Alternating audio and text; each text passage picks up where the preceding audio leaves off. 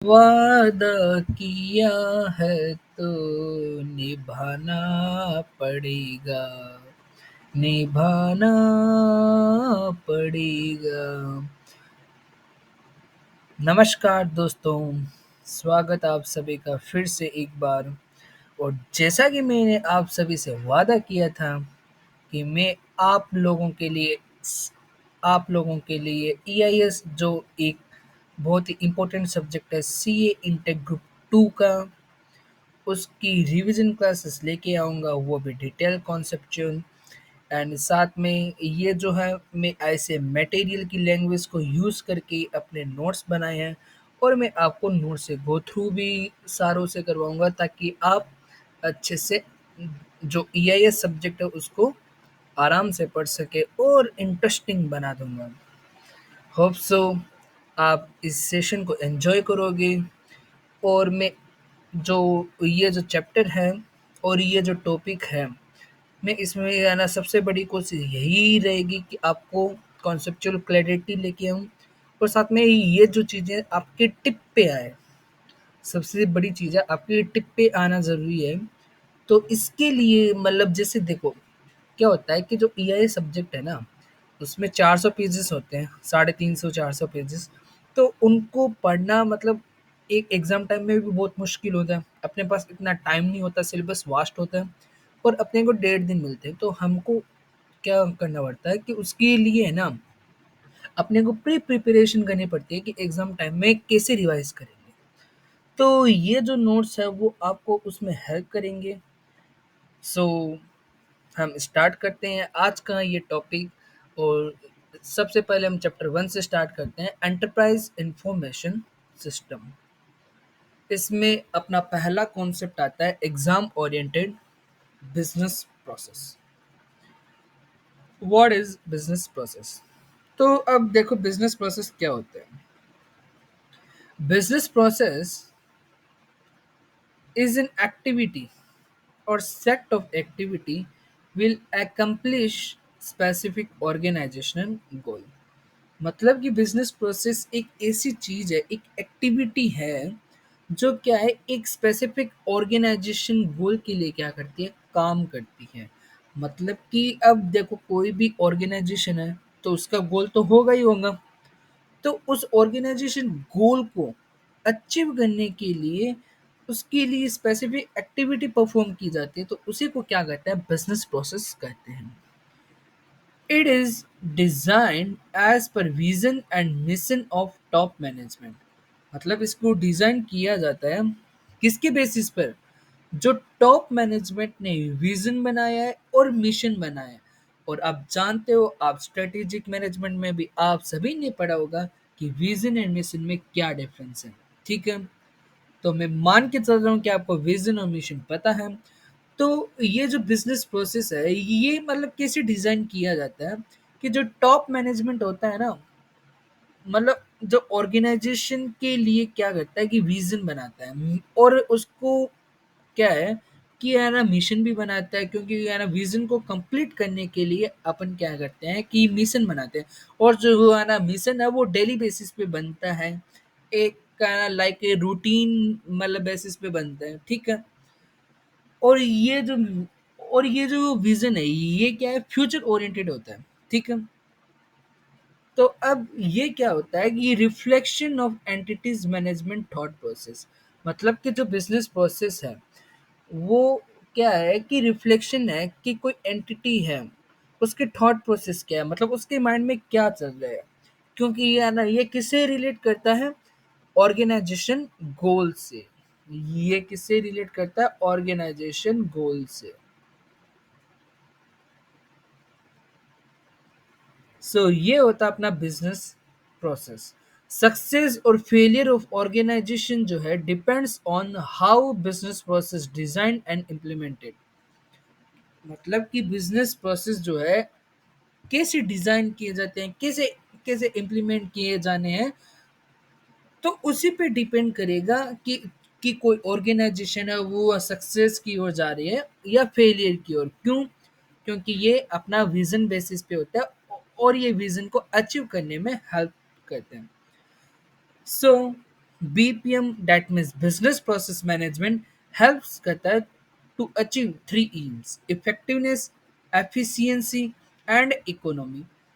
मतलब अगर आप बिजनेस प्रोसेस को मैनेज करते हो, ठीक है, तो मतलब वो क्या शो करेगा कि है ना, वो कोशिश करेगा कि जो आपने भी है ना बिजनेस प्रोसेस की है ना डिज़ाइन किए हैं वो क्या हो, इफेक्टिवली वर्क करें एंड एफिशिएंटली हो, और वो है ना इकोनॉमी बेस्ड हो, मतलब कि कॉस्ट इफेक्टिव हो। ठीक है, तो ये है अपना पहला कॉन्सेप्ट, बिजनेस प्रोसेस क्या है।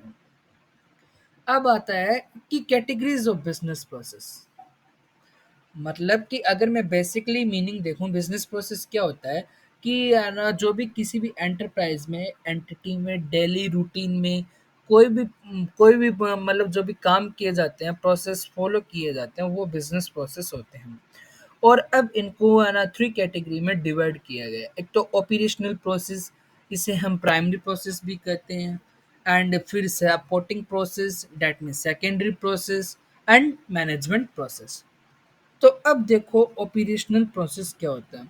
ये अपना डील करता है core business and value chain से।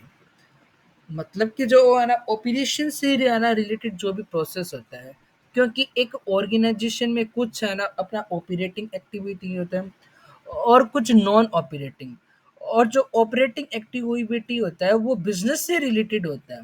ठीक है, तो ये डील्स करता है with core business and value chain से, एंड इट डिलीवर करता है value to customer, and it deliver करता है टू वैल्यू टू कस्टमर। ठीक है, मतलब कि ये अगर आपका ऑपरेशन अच्छा है तो ये क्या करेगा, कस्टमर को डिलीवर करेगा, मतलब कि कॉस्ट इफेक्टिवनेस पे भी वर्क करेगा। रिप्रेजेंट करता है एसेंशियल बिजनेस एक्टिविटी, क्योंकि अगर आपका ऑपरेशन है और अगर आप ऑपरेशन को फॉलो नहीं करते हो तो फिर अपना ऑर्गेनाइजेशन कैसे चलेगा। तो ये क्या होता है कि एसेंशियल बिजनेस एक्टिविटी को बताता है। एग्जाम्पल, ओ टू सी मतलब order to cycle, P to P purchase to payment, purchase आ गया, एंड सेल्स आ गया, मतलब जो डेली बेसिस पे अपना काम होता है। फिर आता है सेकेंडरी प्रोसेस, सपोर्टिव प्रोसेस। तो इसका मतलब होता है बे कोर प्रोसेस। ये क्या होता है, बे कोर प्रोसेस होता है, दैट मीन्स ये क्या होता है कि डायरेक्टली है ना कस्टमर को क्या नहीं करता, उसको वैल्यू प्रोवाइड नहीं करता, बट क्या है कि इनडायरेक्टली तो देगा। ठीक है, तो बे कोर प्रोसेस मतलब ये एज अ सपोर्टिव, मतलब जो प्राइमरी प्रोसेस है उसको सपोर्ट करने का काम क्या मतलब किसका होता है, सेकेंडरी प्रोसेस का होता है। लाइक एग्जाम्पल, जैसे अपना अकाउंटिंग हुआ, एचआर मैनेजमेंट हुआ, क्योंकि अगर अपना एचआर मैनेजमेंट अच्छा हुआ, एचआर मैनेजमेंट अच्छा हुआ तो एम्प्लॉय का रिक्रूटमेंट भी अच्छे से होगा, उसको ट्रेनिंग प्रोग्राम लाए जाएंगे। ठीक है, तो इससे अपना बिजनेस प्रोसेस क्या होगा, अच्छा होगा, और जिससे क्या है कि डायरेक्टली तो नहीं बट इनडायरेक्टली क्या है कि कस्टमर को क्या करता है, वैल्यू प्रोवाइड करेगा। फिर अपना थर्ड आता है मैनेजमेंट प्रोसेस।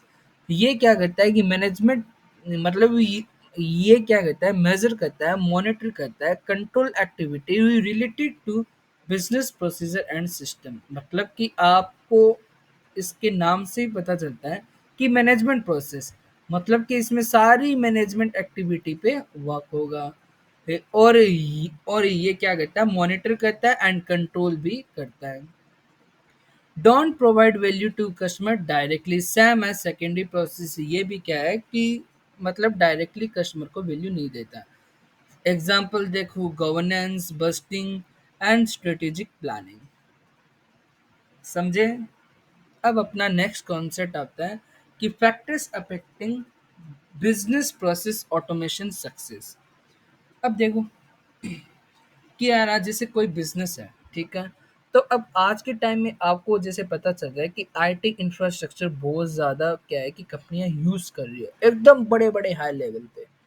मतलब कि हर चीज़ का आजकल क्या होता है, ऑटोमेशन होता है। कि पहले अकाउंटिंग है ना, जैसे आपको पता है कि है ना कि बुक में हाथों से की जाती थी, और आजकल तो सॉफ्टवेयर आ रहे हैं, जैसे टेली आ गया।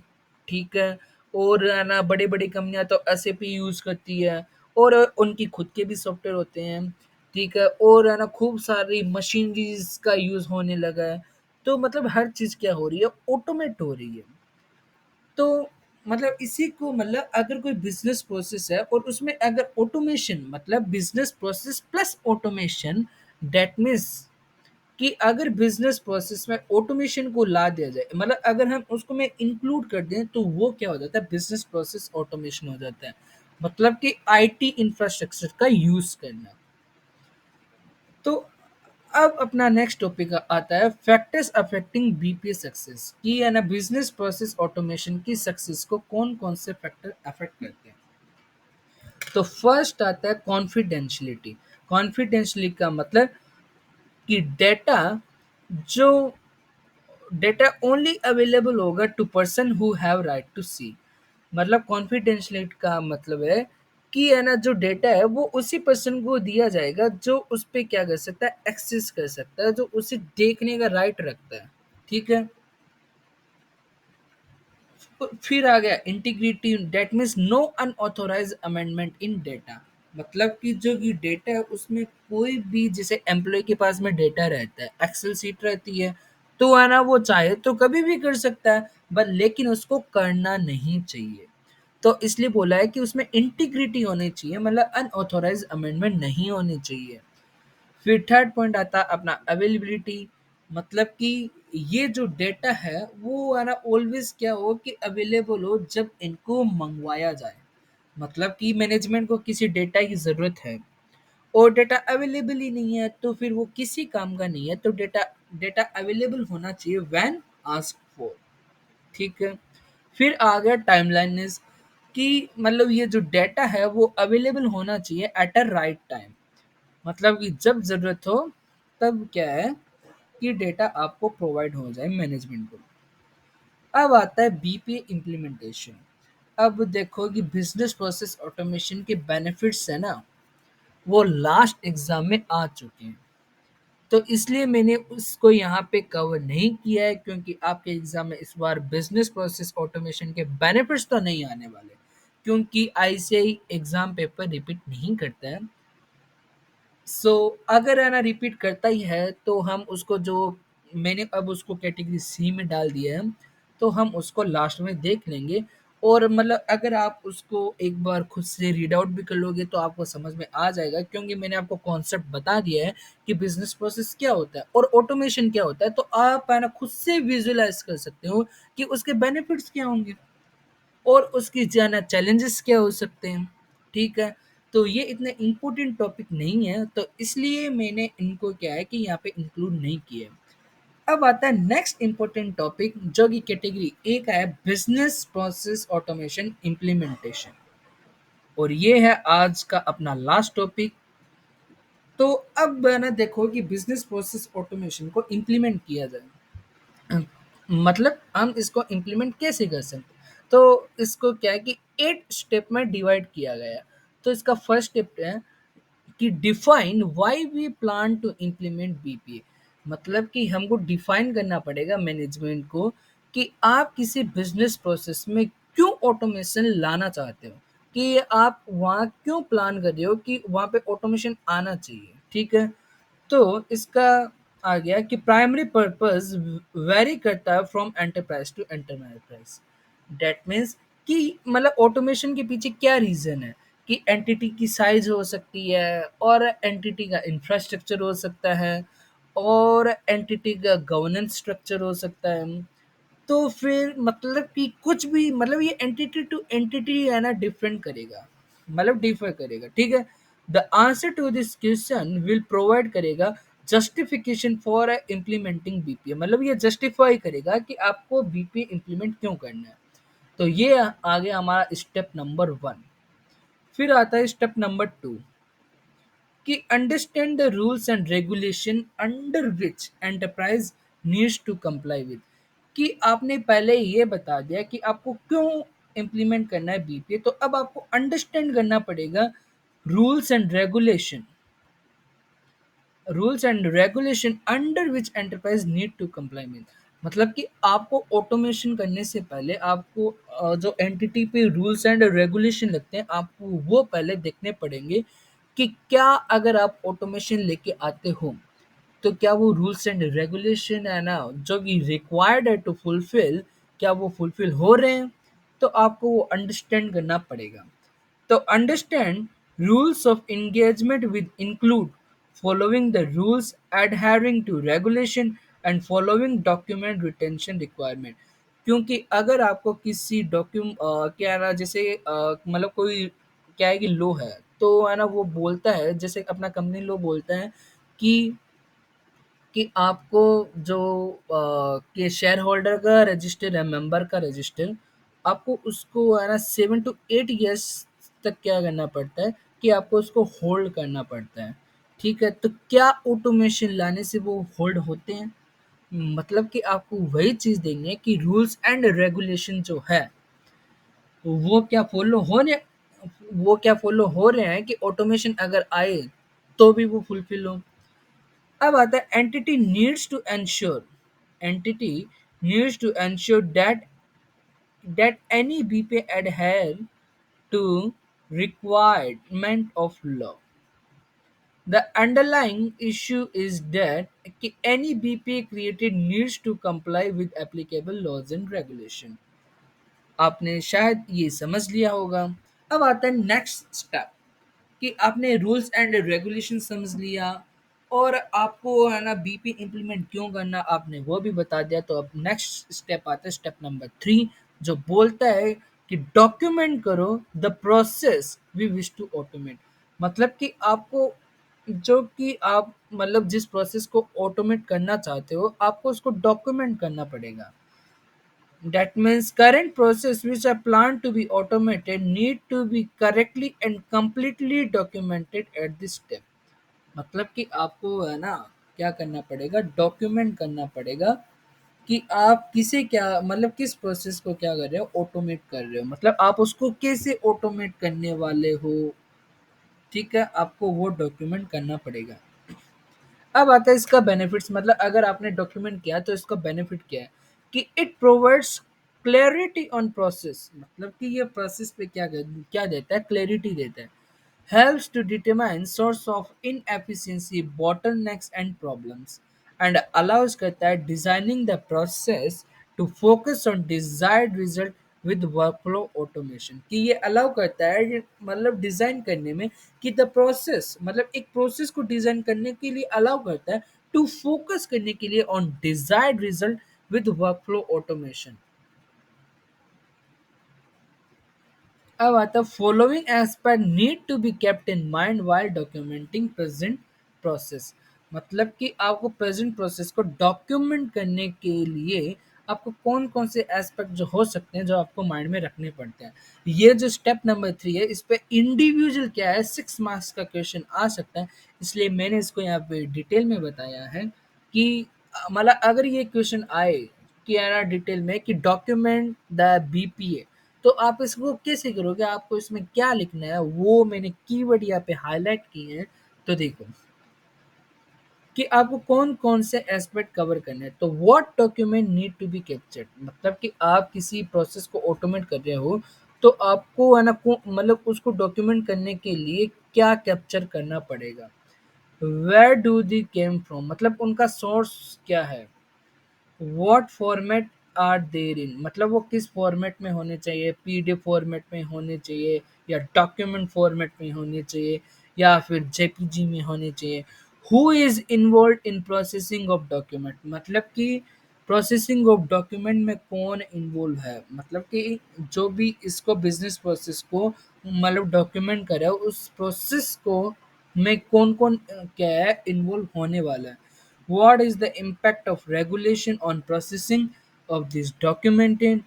Can there be a better way to do same job? मतलब कि क्या वहाँ पे मतलब जो वर्क कर रहा है तो उसके लिए सिर्फ क्या एक वही बेटर वे है how are exception in the process handle मतलब अगर कोई एक्सेप्शन है तो उसको हैंडल कैसे किया जाएगा अब आता है स्टेप नंबर 4 है define the objective define the objective goals to be achieved by implementing BPA. कि कि आपने क्या कर लिया कि डॉक्यूमेंट भी कर लिया, आपने रूल्स एंड रेगुलेशन को भी आइडेंटिफाई कर लिया, अंडरस्टैंड कर लिया, एंड आपने ये बता दिया कि बीपीए को क्यों इम्प्लीमेंट करना है। तो अब आपको बताना है कि इसके ऑब्जेक्टिव क्या है, कि अगर आप बीपीए को इम्प्लीमेंट कर लेते हो तो कौन से ऑब्जेक्टिव ऑर्गेनाइजेशन के फुलफिल हो रहे हैं, कौन से गोल्स जो है वो जो ऑर्गेनाइजेशन है उसके फुलफिल हो रहे हैं। तो दिस इनेबल करता है developer and user to understand the reason for going for BPA, कि मतलब बीपीए क्यों जो है वो मतलब लाया जा रहा है through management. The goals needs to be precise and clean, कि जो गोल होते हैं वो क्लीन होने चाहिए। और आपको पता है गोल्स एंड ऑब्जेक्टिव में भी डिफरेंस होता है। When determining goals need to be smart, that means specific, measurable, attainable, relevant and timely. मतलब कि जो गोल है वो स्पेसिफिक होने चाहिए, मतलब कि क्या है ना, क्लियर माइंड से क्या है गोल्स डिसाइडेड होने चाहिए, एंड मेजरेबल होने चाहिए, मतलब क्वांटिफिएबल होने चाहिए इन मॉनेटरी टर्म्स, एंड अटेनेबल होने चाहिए, कि मतलब गोल तो आप तो वही डिसाइड करोगे ना जो अटेनेबल हो। ऐसा थोड़ी है कि हवा में आप बोलो कि यार कि हमको मुकेश अंबानी जितना अमीर बनना है। मतलब पॉसिबल है, लेकिन आपको मतलब जो ये एकदम नियरेस्ट होता है ना, आपको अपना नियरेस्ट ही लेके चलना पड़ता है।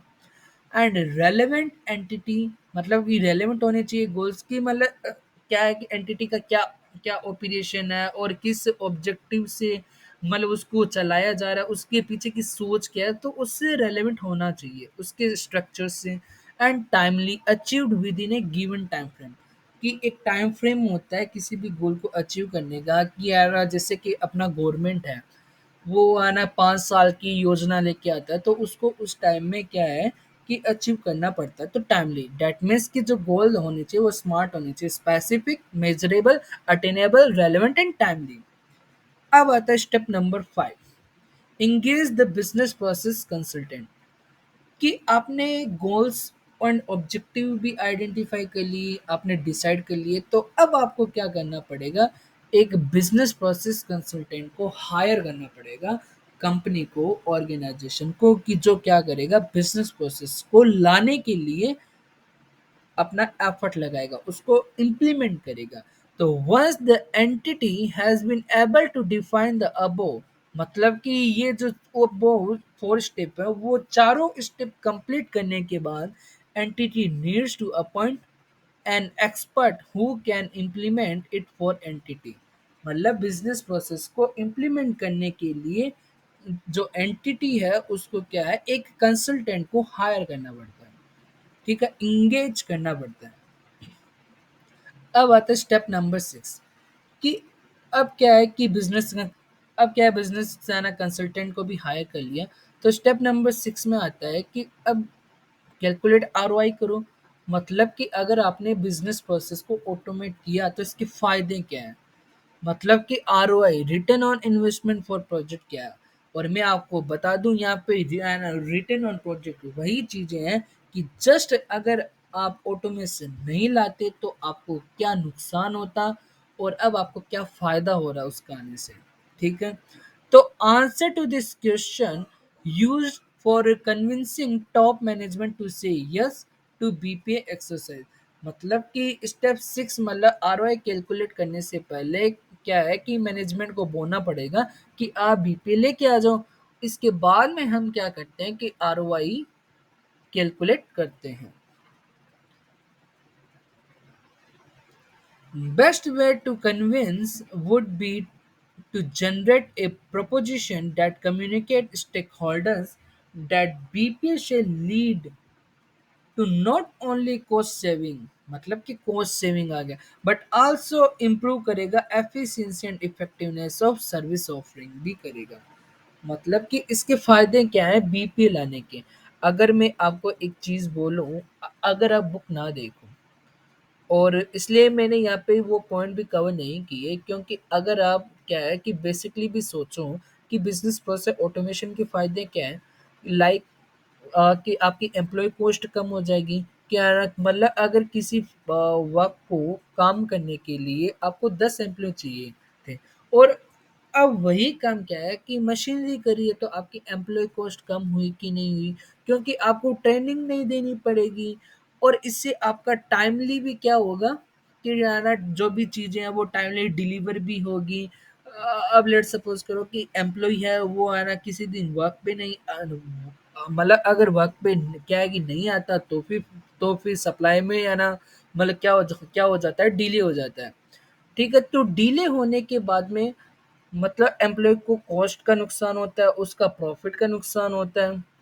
तो फिर जो भी अगर आप है ना ऑटोमेशन लाते हो, तो उसके बेनिफिट क्या है, तो फिर उसी को क्या करते हैं, कैलकुलेट करते हैं आरओआई। दैट मीन्स उसी को हम आरओआई बोलते हैं, return on investment for project.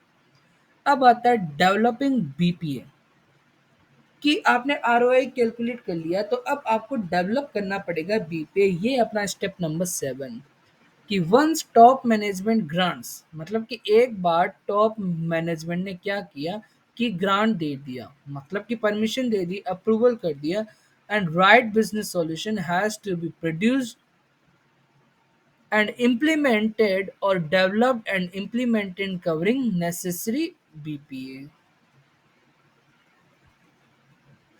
मतलब कि एक बार अगर क्या है कि है ना कंपनी ने, मतलब कोई भी ऑर्गेनाइजेशन है, उसने क्या कर दिया, परमिशन दे दी कि आप बीपी लेके आ जाओ, तो आपको क्या है कि उसको डेवलप करना पड़ेगा। उसका स्ट्रक्चर क्या होना चाहिए, आपको किस टाइप की मशीन चाहिए, कितनी एफिशिएंसी की चाहिए, कि मतलब एक मशीन कम से कम इतने यूनिट तो बना सके।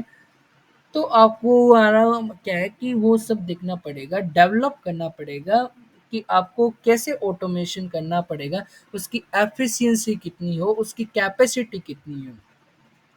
एंड कंसल्टेंट डेवलप करता है requisite BPA, and develop BPA needs to meet the objective for which the same is being developed। कि मतलब जो क्या है कि है ना बीपीए आपने डेवलप किया, तो जो है ना ऑर्गेनाइजेशन ने ऑब्जेक्टिव क्या किए, कि है ना डिसाइड किए, मतलब वो तो प्री डिटरमाइंड होते हैं, तो वो उनको मीट करने चाहिए। ठीक है, अब आता है लास्ट स्टेप नंबर 8, टेस्टिंग करना पड़ेगा। कि आपने डेवलप कर लिया, और डेवलप करने के बाद में आपको उसको इम्प्लीमेंट करने से पहले क्या करना पड़ेगा, टेस्ट करना पड़ेगा कि वो सही है कि नहीं है। कि before making the live process live BP solution should be fully tested. मतलब कि जो बीपी होता है उसको फुल्ली टेस्टेड करना पड़ता है। कि जैसे कि अपना नरेंद्र मोदी जी हैं, ठीक है, और कोई भी मतलब है ना, जैसे साइंटिस्ट क्या करते हैं कि आगे अपना रॉकेट लाते हैं, मतलब है ना, मतलब क्या है कि रॉकेट बनाते हैं, या कोई भी ऐसे हथियार क्या है बनाते हैं, तो सबसे पहले उनको टेस्ट किया जाता है लैब में। ऐसा तो है नहीं कि डायरेक्टली, मतलब अगर है ना इंडिया पे युद्ध हो रहा हो, तो उसको डायरेक्टली है ना लॉन्च कर दे, नहीं, उसको पहले टेस्ट किया जाता है कि वो सही से काम कर रहा है कि नहीं कर रहा। और ये जो टेस्टिंग मतलब ये क्या है, इटरेटिव प्रोसेस है, मतलब कॉन्टिन्यूस प्रोसेस है। इसको बार बार आपको टेस्ट करना पड़ता है।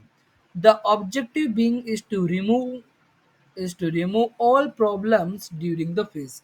मतलब कि इस फेज में जितनी भी प्रॉब्लम आती है उसको रिमूव करने के लिए। क्योंकि अगर आप टेस्ट करते हो, तो कोई अगर एरर भी है, तो आपको उसका नुकसान होने की संभावना कम हो जाती है उसका। तो आप उसको ठीक कर सकते हो, आप उसको है ना खत्म कर सकते हो, रिमूव कर सकते हो। And documenting final version of process, और फिर आप उसको क्या है लॉन्च कर दो, फाइनली आप उसको प्रोसेस कर लो। एंड विल हेल्प करेगा to capture all the hardware thinking experience which can be use to train new people. तो ये दोस्तों अपना बिजनेस प्रोसेस ऑटोमेशन एक की जो एक इम्पोर्टेंट टॉपिक होता है, वो मैंने आपको डिटेल में अच्छे से इसको समझाया है। होप सो आपने इसको कोरिलेट किया होगा, जैसे जैसे मैंने आपको कोरिलेट करके बताया है। कि है ना आपको है ना देखो, अब ऐस एक्चुअल में क्या होता है कि जैसे कोई भी ऐसे पढ़ाता है ना, तो ऐसे वो शॉर्ट ट्रिक्स वगैरह बताता है, बट इसमें अगर आप कोरिलेट करो तो आपको शॉर्ट ट्रिक्स की ज़रूरत भी नहीं है। आप बस है ना विज़ुअल करना सीखो ईआईएस को, आपको ईआईएस बहुत ईज़ी लगेगा। और होप सो आपने इस सेशन को एन्जॉय किया होगा। एंड जैसा कि मैंने आपको कहा था, आपसे वादा किया था, और मैं अपने वादे पे क्या है कि खरा उतरा हूँ, और मैंने अपना वादा निभाया है। मैंने आपके लिए ईआईएस के भी लेक्चर लेके आया हूँ। तो मैं आपको 100 लाइक्स का टारगेट देना चाहता हूँ दोस्तों।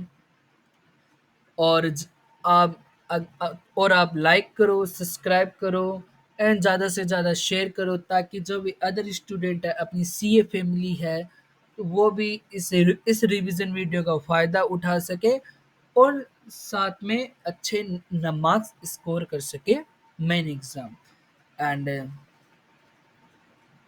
एंड अब हम नेक्स्ट वीडियो में मिलते हैं। And till then bye bye, take care.